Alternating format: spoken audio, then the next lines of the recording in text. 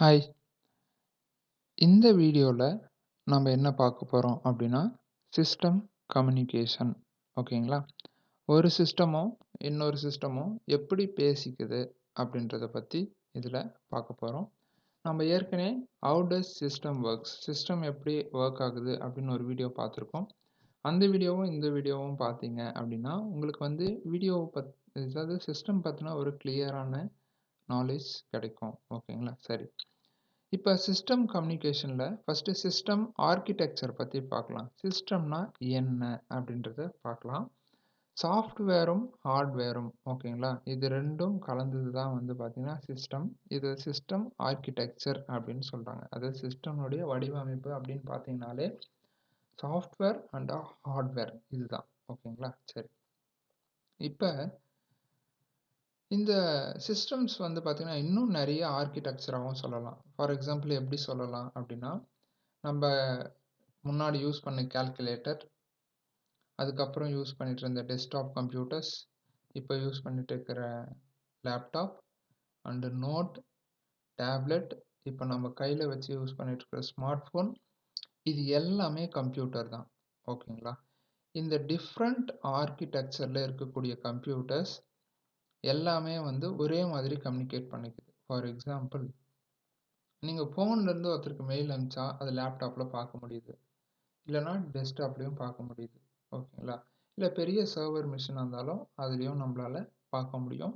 நான் சொல்லிட்டு வந்த டேப்லெட், நோட் எதுல இருந்தாலும் நாம பார்க்கலாம். இல்ல இதுல எடுத்த ஃபோட்டோவா அதுல பார்க்கலாம். இல்ல அதுல எடுத்த ஃபோட்டோஸ் இதுல பார்க்கலாம். வீடியோஸும் அதே மாதிரி தான். இந்த மாதிரி நீங்க எந்த டேட்டா எடுத்துக்கிட்டாலும் இதுல ஒண்ணுத்துல இருக்கிறத வந்து இன்னொன்னுத்துல பார்க்கலாம். நீங்க வந்து கால்குலேட்டரும் கம்ப்யூட்டர் தான் சொன்னீங்க. அதுல பார்க்க முடியுமான்னு கேட்றாதீங்க. அது வளர்ச்சி அடையாத கம்ப்யூட்டர். இது வளர்ந்த கம்ப்யூட்டர். அது கம்ப்யூட்டர்னுடைய ஜெனரேஷன்ல வந்து பார்த்தீங்கன்னா, நம்ப அத பத்தி பார்ப்போம். சரிங்களா? சரி.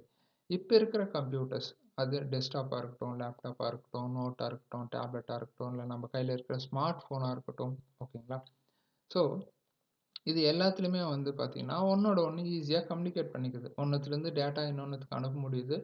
ஓகேங்களா? இதுல பார்க்குற மாதிரியே டேட்டா அதுலயும் பார்க்க முடியுது. அதுலருந்து திருப்பியும் இதுக்கு அனுப்பிச்சுக்க முடியுது. ஓகேங்களா? இதுலருந்து அதுக்கு அனுப்ப முடியுது. அதுலருந்து இதுக்கு அனுப்ப முடியுதுன்னா, அதுக்கு பேர் தான் கம்யூனிகேஷன் இல்லைங்களா? ஸோ இங்க என்ன சொல்றாங்க அப்படின்னா, system with different architectures can communicate. ஓகேங்களா? டிஃபரண்ட் ஆர்க்கிடெக்சர்ல சிஸ்டம் இருந்தாலும் அது கம்யூனிகேட் பண்ணிக்குதுன்னு சொல்றாங்க. பிகாஸ் ஏன் கம்யூனிகேட் பண்ணுது அப்படின்னா, தே ஹேவ் சேம் புரோட்டோகால்ஸ். அப்ப புரோட்டோகால்னு ஏதோ ஒண்ணு இருக்கு. அது எல்லாத்துலயுமே வந்து பார்த்தீங்கன்னா, ஒரே மாதிரி தான் இருக்கு. அந்த புரோட்டோகால்ஸ் இருக்கிறதுனால தான் டிஃப்ரெண்ட் ஆர்க்கிடெக்சர்ல சிஸ்டம்ஸ் இருந்தாலும் என்ன பண்ணுதுன்னா, கம்யூனிகேட் பண்ணிக்குது அப்படின்னு சொல்லிட்டு இதுல சொல்றாங்க. சரிங்களா? சரிங்க. அடுத்து பார்ப்போம். அடுத்து, இப்ப புரோட்டோகால் இருந்தா தான் அது வந்து கம்யூனிகேட் பண்ணிக்குது அப்படின்னு சொல்றாங்க. அப்ப புரோட்டோகால்னா என்னன்னு நமக்கு தெரியணும் இல்லைங்களா? சரி. ஸோ புரோட்டோகால்னா என்னன்னு சொல்றாங்கன்னா, protocol is a standard set of rules அப்படின்ற மாரி சொல்லுவாங்க. இத நம்ம எளிமையா எப்படி புரிஞ்சுக்கலாம் அப்படின்றத பத்தி பார்ப்போம். சரிங்களா? இப்ப ஃபார் எக்ஸாம்பிள், நீங்க ஒரு இடத்துல டிராவல் பண்ணி போயிட்டு இருக்கீங்கன்னு வச்சுக்கோங்களேன். ஸோ நம்ம எல்லா ரோட்லயும் எல்லா வெஹிக்கிளும் ஓட்டிற முடியாது. ஓகேங்களா? இப்ப அ ஏதாச்சும் ஒரு காலேஜ் என்ட்ரன்ஸ்க்குள்ள நீங்க நுழையணும் அப்படின்னு வச்சுக்கோங்க. நீங்க ஒரு பெரிய பஸ் எடுத்துட்டு போனா, பெரிய டோர் ஓப்பன் பண்ணுவாங்க. ஓகேங்களா? அதே நீங்க பைக்ல போனீங்கன்னா, உங்களுக்கு சின்ன டோர் ஓப்பன் பண்ணுவாங்க. இல்ல நடந்து போனீங்கன்னா, ஸோ நடந்து போறது இடத்துல ஒரு சின்ன கம்பி மாரி வச்சிருப்பாங்க. அந்த கம்பிக்குள்ள நீங்க நுழைஞ்சு போற மாதிரி இருக்கும். அதுக்குள்ள பைக்கோ, இல்ல வேற எந்த பைசைக்கிளோ எதையுமே கொண்டு போக முடியாது. சரிங்களா? அதாவது ஒரு வெஹிக்கிளும் போறதுக்கு ஒரு பாத் வந்து அங்க செட் பண்ணி வச்சிருப்பாங்க. ஓகேங்களா? ஸோ இதுதான் நான் இங்க என்ன சொல்ல வரேன் அப்படின்னா, இப்ப ஆட்டோ போகக்கூடிய ஒரு சின்ன வழியில பெரிய கண்டெய்னர் போக முடியாது. ஓகேங்களா? அந்த மாதிரி பெரிய கண்டெய்னர் போகக்கூடிய ஒரு வழியில ஏரோப்ளேன் போக முடியாது. அதாவது எல்லா வெஹிக்கிள்க்கும் ஒரு குறிப்பிட்ட ஸ்பேஸ்ல ஒரு பாத் தேவைப்படுது. ஒரு வழி தேவைப்படுது. ஓகேங்களா? ஸோ அந்த மாதிரி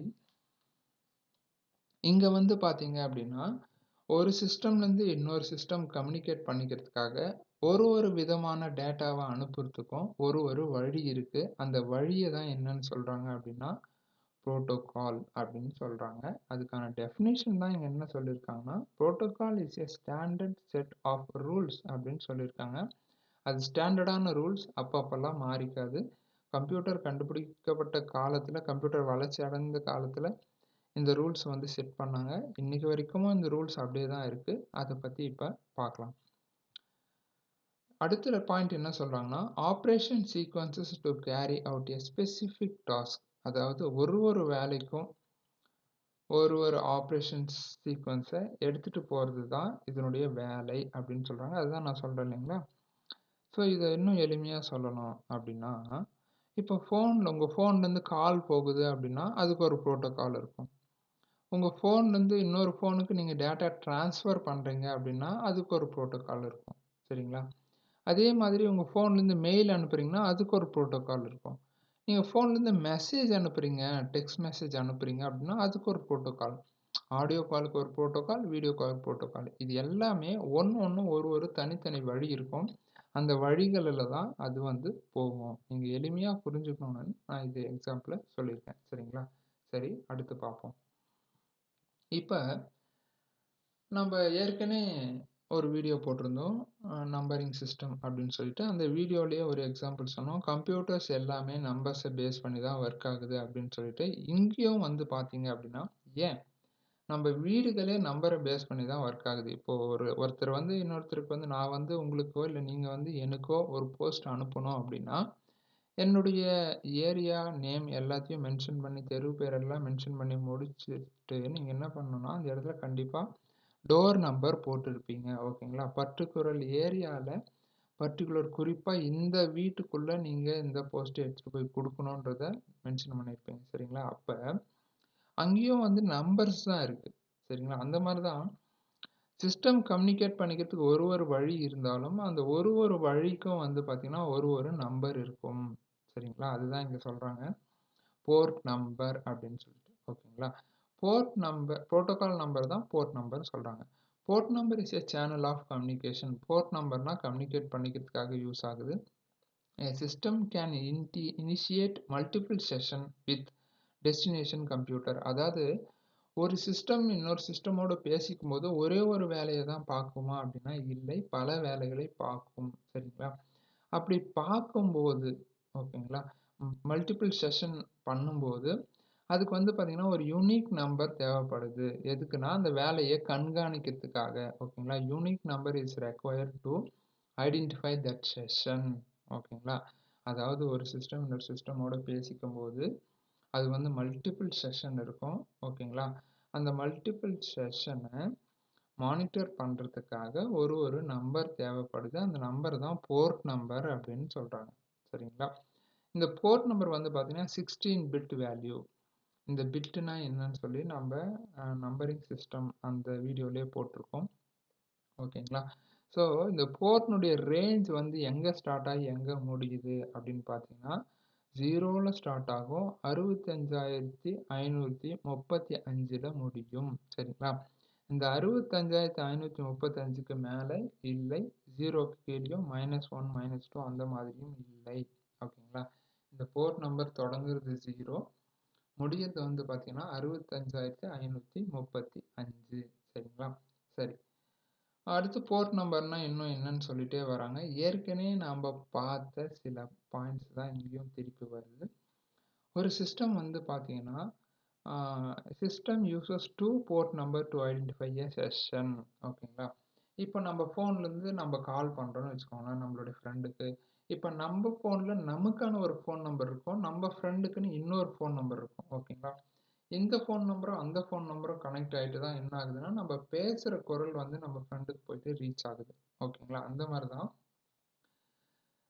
சிஸ்டம் வந்து பார்த்தீங்கன்னா, ஒரு வேலையை செய்கிறதுக்கும் 2 போர்ட் நம்பர் எடுத்துக்கும். சில டைமில் ஒரே போர்ட் நம்பர் அடுத்தடுத்த நம்பர் எடுத்துக்கும். சில டைமில் வேறு வேறு எடுத்துக்கும். சரிங்களா? சில டைமில் அடுத்தடுத்து, சில டைமில் வேறு வேறு. சரிங்களா? அதாவது இங்கே என்ன சொல்கிறாங்கன்னா, systems uses 2 port number to identify a session. ஒரு செஷனை ஐடென்டிஃபை பண்ணுறதுக்காக கண்டுபிடிக்கிறதுக்காக சிஸ்டம் 2 போர்ட் நம்பரை எடுத்துக்குது. ஓகேங்களா? தே ஆர் கால்டு, அது என்னன்னு சொல்கிறாங்கன்னா source port and destination port. For example இப்போ நம்ம நம்பர்லேருந்து நம்ம ஃப்ரெண்டுக்கு கால் பண்ணுறோன்னா இப்போ நம்மளது சோர்ஸ், நம்ம ஃப்ரெண்டுது டெஸ்டினேஷன். ஓகேங்களா? சரி. Source port is selected by the system randomly, typically value between. அதாவது சோர்ஸ் வந்து ரேண்டமா செலக்ட் பண்ணிக்கும். டெஸ்டினேஷன் வந்து செஷனுக்கு ஏற்ற மாதிரி அது வந்து எடுத்துக்கும் அப்படின்ற மாதிரி சொல்றாங்க. ஓகேங்களா? சரி. இப்போ அடுத்து பார்ப்போம். இதுல வந்து பார்த்தீங்கன்னா, இப்போ இம்பார்ட்டன்ட் போர்ட் நம்பர்ஸ் அப்படின்னு சொல்லியிருக்காங்க. FTP அப்படின்னா ஃபைல் ட்ரான்ஸ்ஃபர் புரோட்டோகால். இப்போ நான் முதல்லயே உங்களுக்கு ஒரு எடுத்துக்காட்டு சொன்னேன். இப்போ மெசேஜ் போகிறதுக்கு ஒரு புரோட்டோகால் இருக்கும்.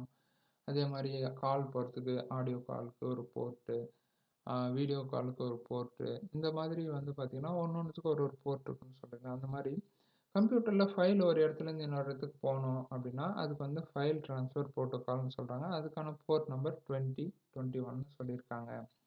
அதுக்கடுத்து SSHன்னு சொல்கிறாங்க. SSHனா செக்யூர் ஷெல் அப்படின்னு சொல்லிட்டு. இப்போ நீங்கள் வந்து பார்த்தீங்கன்னா நீங்கள் ப்ரௌசரில் கூகுள் ஓப்பன் பண்ணும்போது HTTPS அப்படின்னு வரும். எஸ்னா செக்யூர் ஷெல். ஓகேங்களா? இதுக்கு முன்னாடி எல்லாம் வந்து பார்த்தீங்கன்னா SSH யூஸ் பண்ணிட்டு இருந்தாங்க. இப்போ TLS அப்படின்னு சொல்லிட்டு இன்னொரு செக்யூரான ஒரு ப்ரோட்டோகாலே போட்டு யூஸ் பண்ணிட்டு இருக்காங்க. ஓகேங்களா? டெல்நெட் அப்படின்னா ஒரு கம்ப்யூட்டரும் இன்னொரு கம்ப்யூட்டரும் ரிமோட்டில் எடுத்து ஒர்க் பண்ணுறது டெல்நெட். ஓகேங்களா?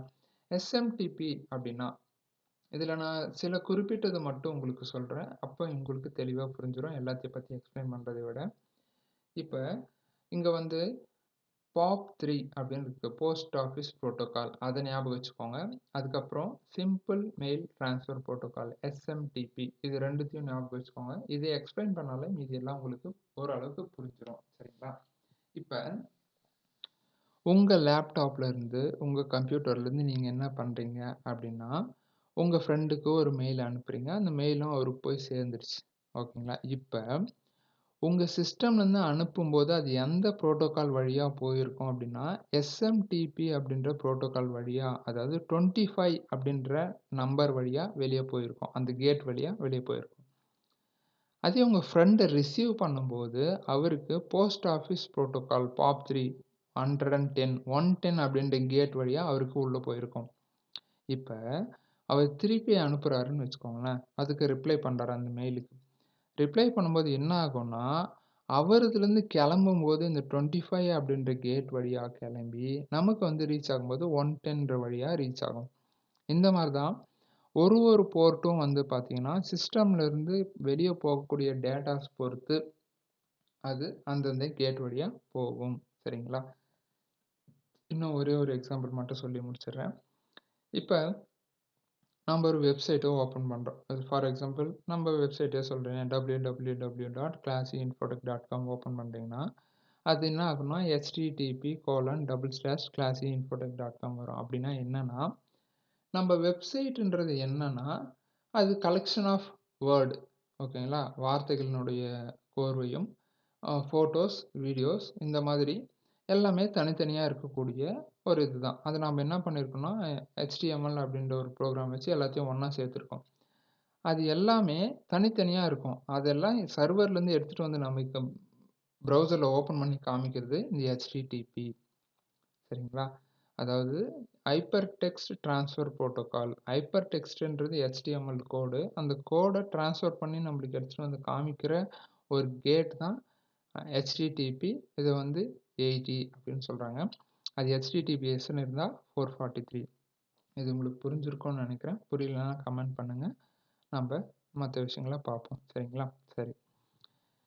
இப்போ ஒரு சிஸ்டம் எப்படி கம்யூனிகேட் பண்ணிக்குது அப்படின்றத இவ்வளோ நேரம் நம்ம பார்த்ததை சிம்பிளாக சொல்கிறாங்க. என்னன்னு சொல்கிறாங்க அப்படின்னா system uses application to send the data. இப்போ உங்கள் ஃபோன்லேருந்து உங்கள் ஃப்ரெண்டுக்கு நீங்கள் மெசேஜ் அனுப்பணும் அப்படின்னு நினைக்கிறீங்கன்னா நீங்கள் என்ன பண்ணுவீங்க? அப்படியே அனுப்பிச்சிட முடியுமா? முடியாது. ஒரு மெசேஞ்சரை யூஸ் பண்ணுறீங்க. அதுதான் என்னென்னா ஆப்புன்னு சொல்கிறாங்க. கம்ப்யூட்டரில் அதை அப்ளிகேஷன் அப்படின்னு சொல்லுவாங்க. சரிங்களா?